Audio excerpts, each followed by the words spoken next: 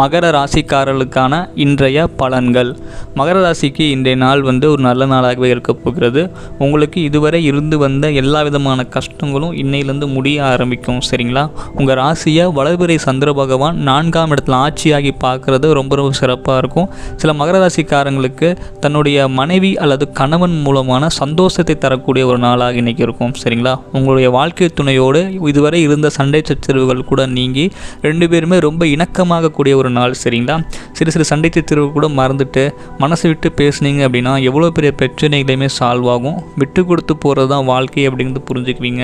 இன்னும் சில பேருக்கு கணவன் மனைவியோட உண்மையான அன்பு தெரியும். ரொம்ப கஷ்டமான சூழ்நிலையில் அவங்க உங்களுக்கு உதவுறதை பார்த்து இந்த அளவுக்கு நம்ம மோசமாக நடந்துக்கிட்டோமே, இவங்களை தப்பாக நினச்சிட்டோமேன்னு சொல்லிட்டு மகர ராசிக்காரங்க நினைக்க போகிறீங்க.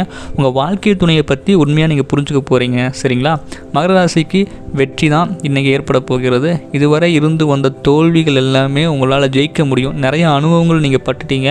அது மூலமாக உங்களுடைய உண்மையான நண்பர்கள் யார், சொந்தக்காரங்க யார், உறவினர்கள் யார், உங்கள் தொழிலில் இருக்கக்கூடிய எங்களுடைய கூடவே இருந்துக்கிட்டே உங்களுக்கு துரோகம் பண்ணிட்டு இருக்கவங்க யாருன்னு எல்லாத்தையும் நீங்கள் ஐடென்டிஃபை பண்ணியிருப்பீங்க, கண்டுபிடிச்சிருப்பீங்க.